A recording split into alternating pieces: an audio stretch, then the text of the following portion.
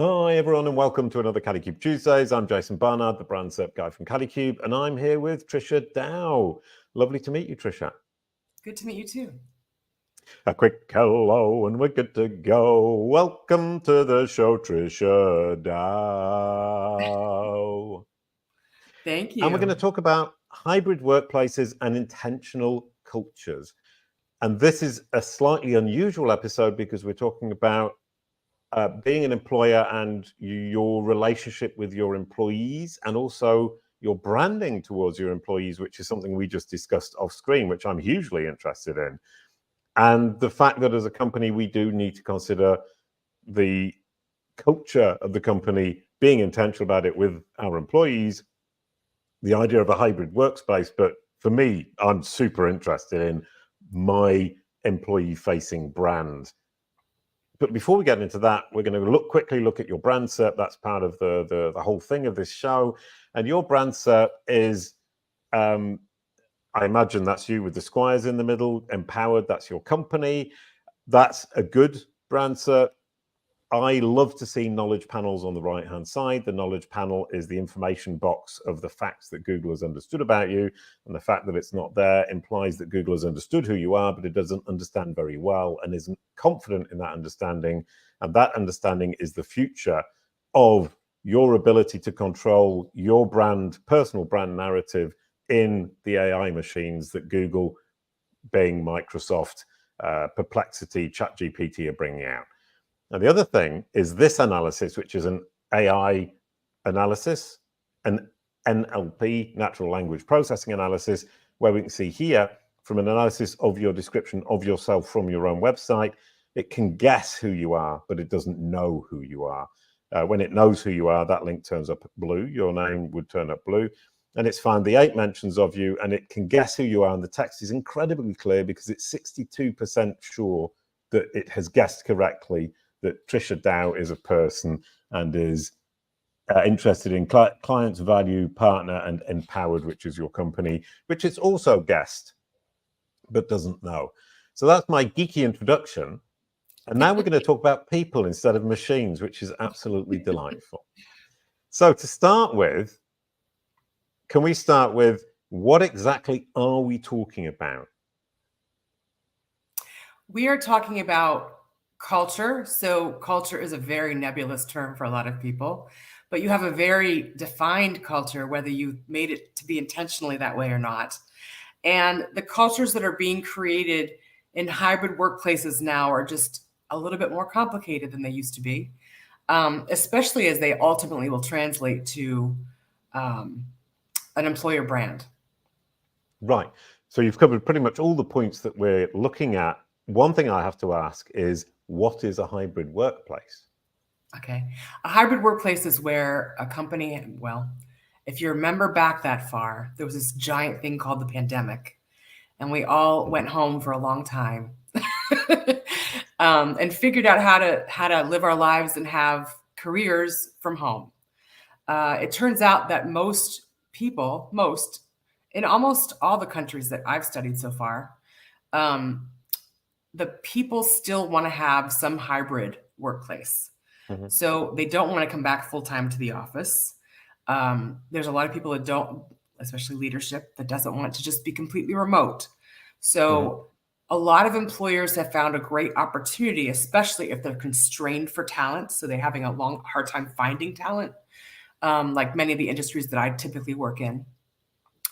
To start looking remote for employees, employees that can be anywhere, and kind of cobble together a hybrid workplace that tries to sustain a really intentional, vibrant culture when people are not together all the time.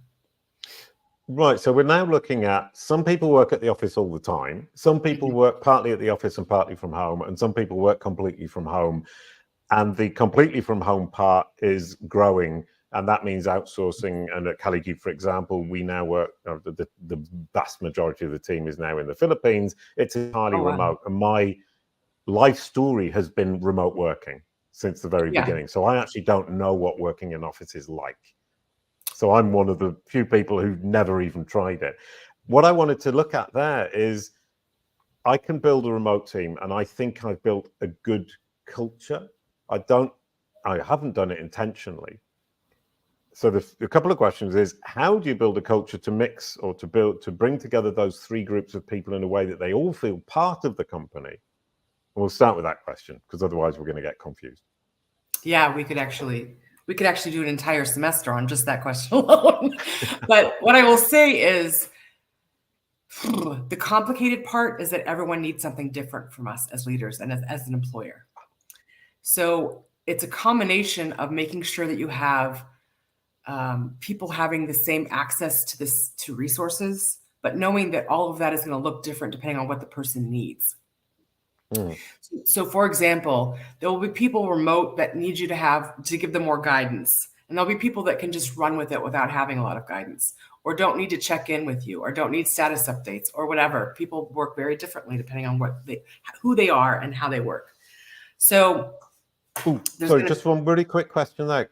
Can I just not say I only want people on my team who are completely comfortable working autonomously, where I don't actually have to do anything to manage them? That would be very difficult to effectuate.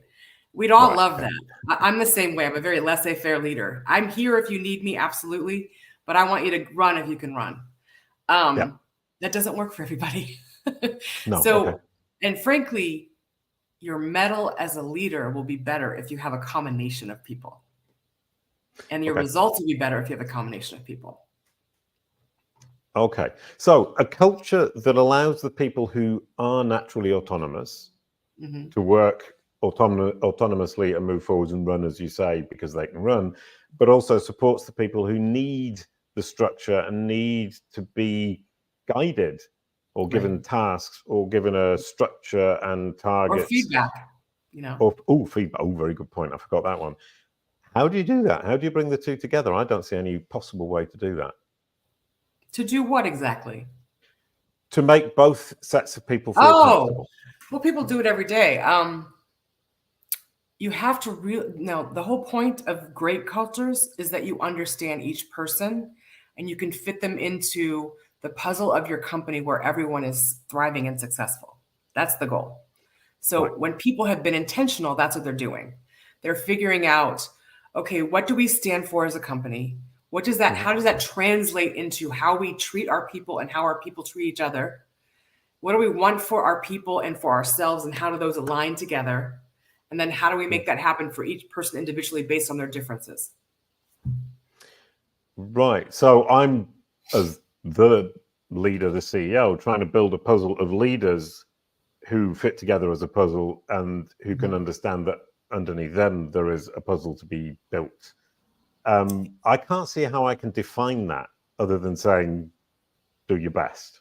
Okay. So actually, I think one of the things that we use most is the concept that we've called, and by the way, other people who have written books call it something else, but in our firm, we call it values-based behaviors. So we create values around what you intend for your culture and your firm, whether that is, I think of brand as outside reflection of your firm and culture as inside reflection of your firm. They're just two sides of the same coin. So if you create values that manifest in what you're going to go out and find for talent, what you're going to abide by as far as performance management and accountability, and what you're going to put forward as a brand to your clients and how you function with your clients, your customers, then it's you've threaded the values through the entire organization and made them real and accountable every day. That's how you get intentional culture.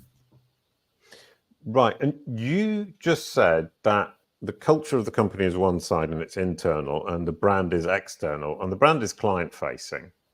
But part of the brand is employee or potential employee facing, which means that the internal culture needs to be externalized as the correct. Exactly. They should only be the same. They should be two sides of the same coin. The culture should be authentically created, obviously, but authentically communicated outside so that you draw the right people in, both clients and employees. Right. So the two aren't going to be completely different and they naturally need to match. Correct. And from that perspective, is the company culture something that I define as the company owner, Or do I ask everybody to vote, or ask everybody to participate in a group discussion where everybody figures out exactly what the culture is? So I actually think you should do both. So here's what we do. We bring everyone together and get their feedback on what they most see in your company. Because honestly, sometimes we're just ratifying what you already have as your goal, as your vision and your values, and making sure that we codify them. So we get everyone together. We talk about what those values are, or what we should aspire to as a company and as people working together on a team. And then we codify them and make that part of it, that you decide ultimately as the leader or the leader group what you want those to be and how you're going to hold people accountable to them. Right. I mean, we actually had this meeting maybe 10 months ago, and Marianne interviewed everybody on the team to figure out what everybody saw, and then came back to me with the overall view. And it was very much looking for autonomy, being kind, being inclusive, being diverse, family friendly was a huge one. And being adventurous, being courageous, being fun, and looking to the future and saying, well, we know what's coming, and we have to be strong and believe that people will understand what we see today at some point in the future. And that actually really delightfully resonates with exactly how I see. That's great. So, that means you're doing, even though you might not have been intentional, you ended up there. So congratulations. No, well, that's what I was thinking is we've ended up with, I think, a very solid team and a common view without being intentional about it. But isn't it true that if I, as the CEO, employ people and they stick around for a certain amount of time, that necessarily there's an agreement between us about the culture? Otherwise, they wouldn't stay. Well, it depends on if they have options or not. Very good point. Yes, sorry. If it's a tight market, if you know they need the job for whatever reason, if you have I just became an immigrant. I just moved to France from Chicago. Right. I was going to say welcome because I live in France, but I'm actually in Slovenia at the moment. So welcome, but from a distance. Thank you. Bienvenue, right? It's so important to create an atmosphere where people feel valued. So, you know, codifying that in a way that is easy to understand is really, really important. Right. Oh, and that's kind of interesting because, I mean, 3 years ago, I was on my own. It was just me and the company. And we have a campaign going on with Kalicube. It's not just Jason. And trying to get the outside world to look at Kalicube as not just my pet project, but a team of 20 people all working together who happen to be or share my values and my ambition and my delight at what we're actually doing. And communicating on that is hugely important. Today is International Women's Day, the day we're recording this. And the team have released the female members of the team have each made a statement about how they feel empowered at Kalicube, and it was absolutely delightful to see. And the common thread is ambitious in what we're trying to achieve, family friendly, and you were saying my contribution is appreciated, listened to, and implemented, and I'm appreciated. And I would imagine, number one, that would be the goal of every company, but I get the feeling it isn't. No. And number two, that it's natural. I mean, shouldn't it be like that as the boss of a company? You're looking for people to come in who will contribute and bring something additional that you can't do yourself. Of course. But many firms do not work that way. Now, you're a smaller firm still. Yes, very small. And so your interaction is still directly affecting the people around you. When you get some layers of leadership in there, where what happens, what's said are the values at the top might not trickle all the way down to the employees. They're having a different experience because your middle management layer, for example, has their own agendas. Then you start to get a disparity between what the firm is saying their values are and what their culture represents and what is actually happening to the people. So that's why we always start with, do you understand what you have as a culture right now? Do you really get what your culture is? How do you read it? And how do you define it? Is it a bullet list? Is it a mission statement of fluffy clouds and rainbows and unicorns? I actually don't like things that are not actionable. So Oh, right. Okay.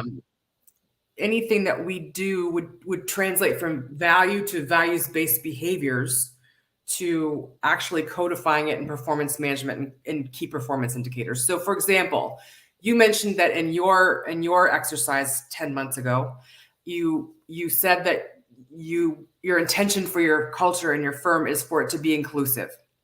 Okay. Now what? Right. Yeah, no, 100%. How do you define inclusive for you?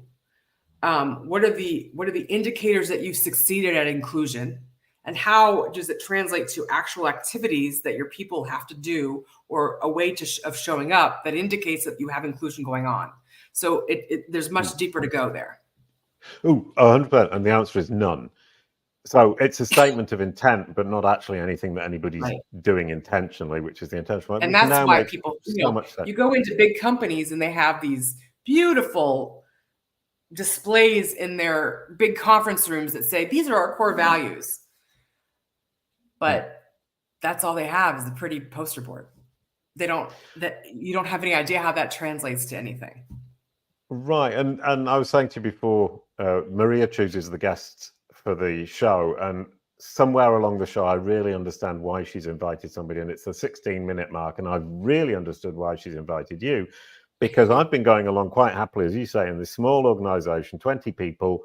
We're doing pretty well. It's organized. We've got this definition of inclusive, diverse, courageous, mutually supportive, caring, family friendly, fun, and smart. Those are the words that come to the top of my mind when I'm thinking about company culture at Kalicube.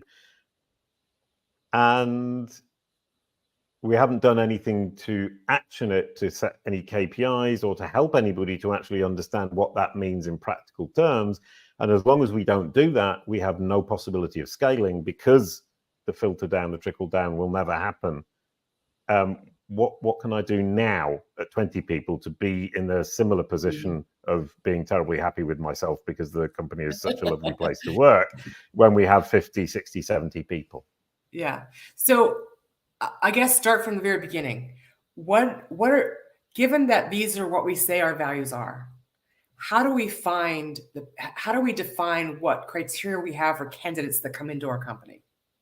So how does that look when we go out to look for someone? Because you probably want smart people in the subject matter area that you're looking for, have demonstrated that they're pretty good, that have been successful in whatever that is.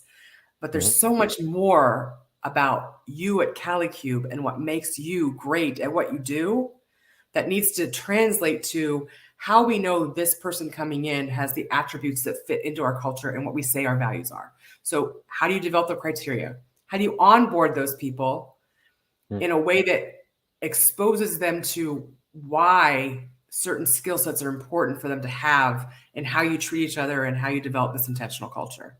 And then how do we on the back end hold ourselves accountable to it, especially our leaders, and how we measure what they're doing and what the results of those actions are. So it's what kind of KPIs? Oh, sorry, go ahead. No, go ahead. No, what kind of KPIs are we looking at? Because I mean, you're saying KPIs, and I'm just going, that people are nice to everybody.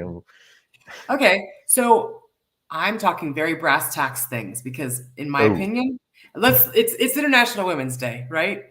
Yeah. I'm a partner in a gigantic global firm for the first half of my career.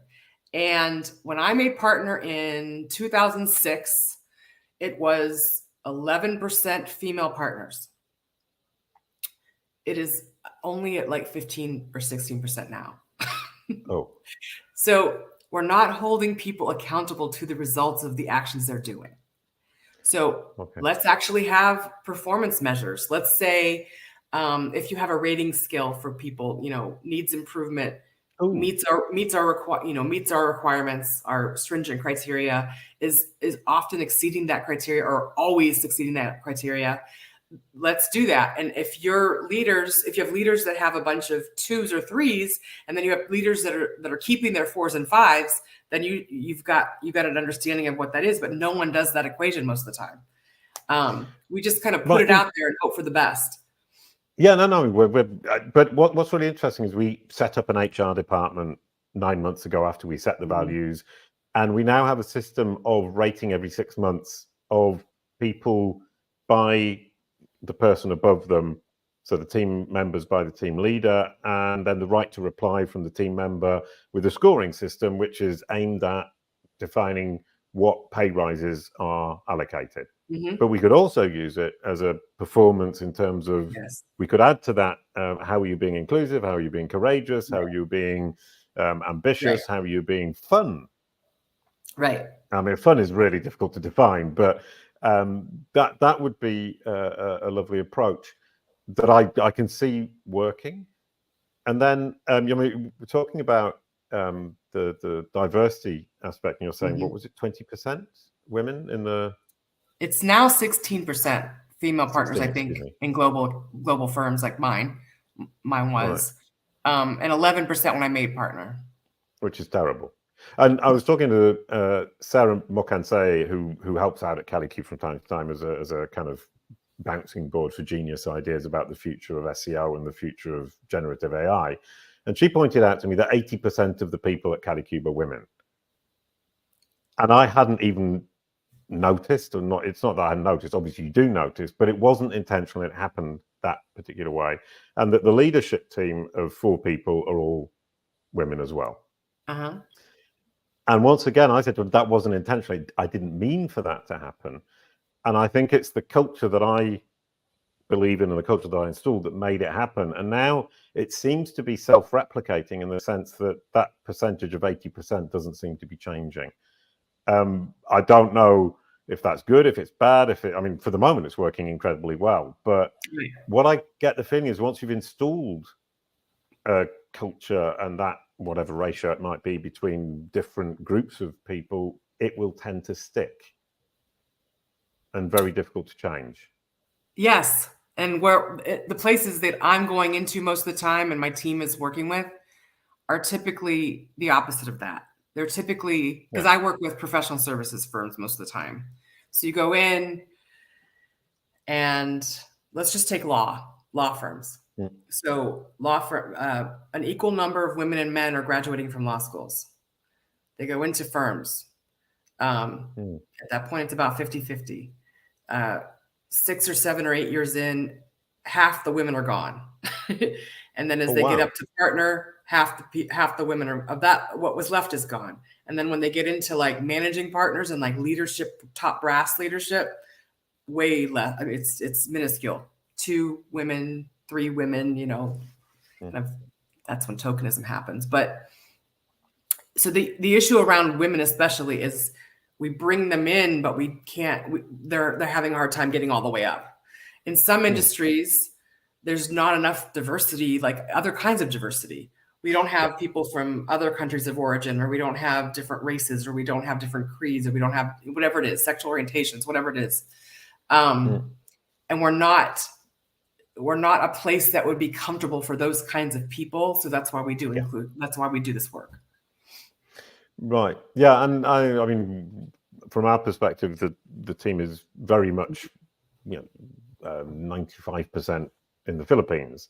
Yeah. So the diversity in terms of cultures is very, very small. But then from my perspective as the CEO, I'm saying, well, the reason for that is that it's much easier to build a team of people who share a similar culture.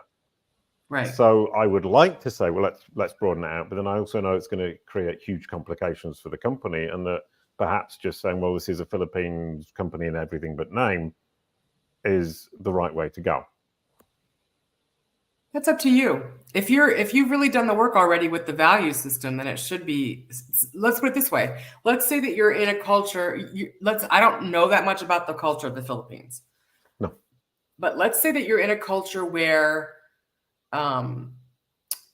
there's still a big disparity about what women are expected to do with their lives and what men are expected to do with their lives. Yeah. If you're going to create an inclusive work environment, you're going to have to go against what the geographic culture is and say, this is the way we're going to do things here because this is what is important to us as a firm.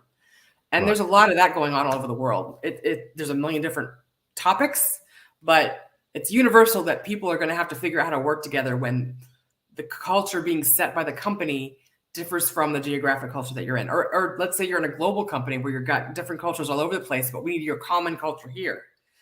You still need what you've done with values, for example, to make that happen effectively. Absolutely brilliant. And sorry, there were two more kind of major topics that I wanted to touch on. Number one is you were talking about different people to make up a puzzle.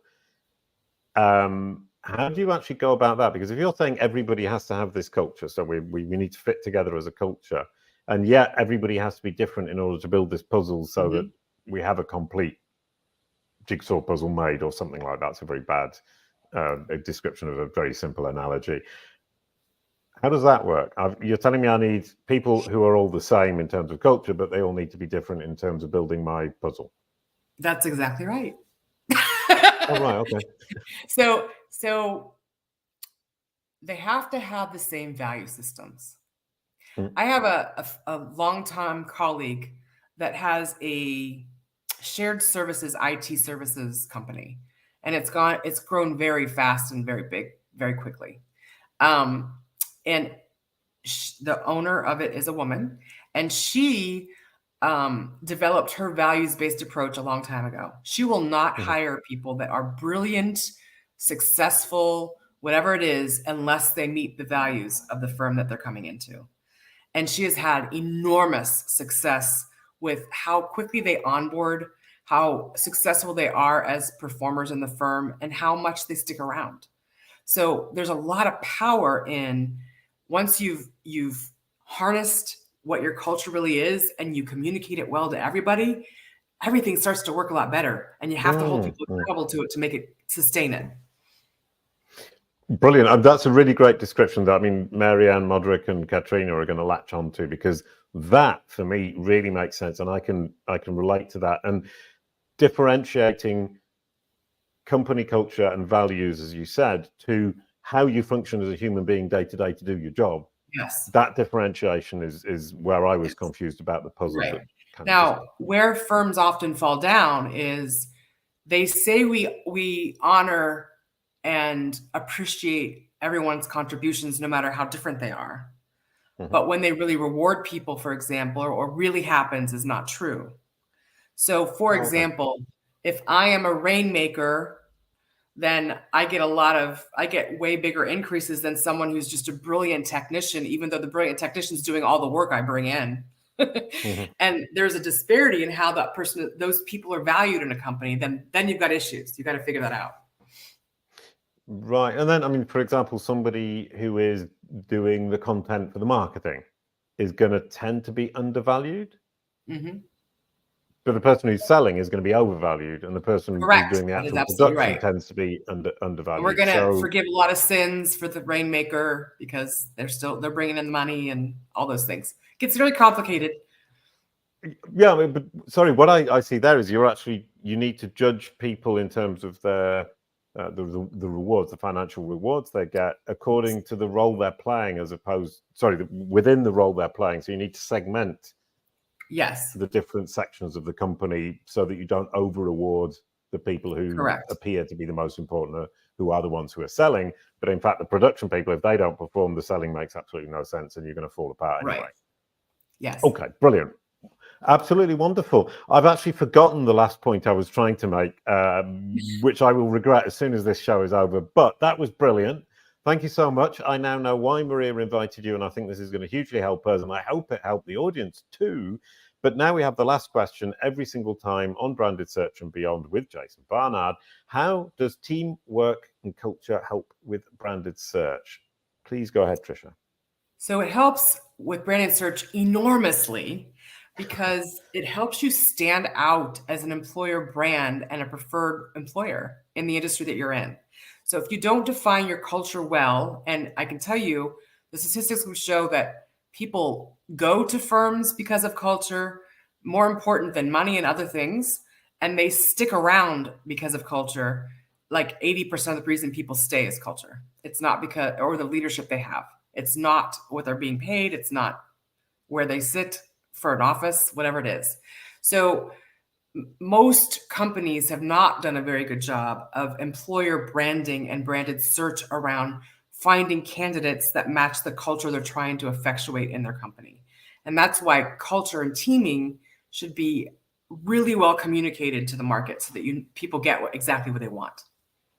Brilliant. That's possibly the most important snippet, knowledge nugget that we've had this year, because you've just brought something completely new to our branded search approach at Kalicube, something we weren't working on, we weren't thinking about, and we will now integrate that into the Kalicube process. Talking to Elisa and Leanne here, this is huge. Thank you so much, Trisha. You've just brought a huge, huge, huge, huge brick to the Kalicube process edifice. Thank you, everyone, for watching. I hope that was hugely useful for you, as it was for me. And we're going to introduce next week, which is John Muskin, who will be talking about your survival guide to the ad targeting apocalypse. He's absolutely brilliant, and he does mean apocalypse when he says apocalypse. So do join us. Please, could you possibly pass the baton, Trisha? Yes, I'd like to pass the baton over to Josh Muskin.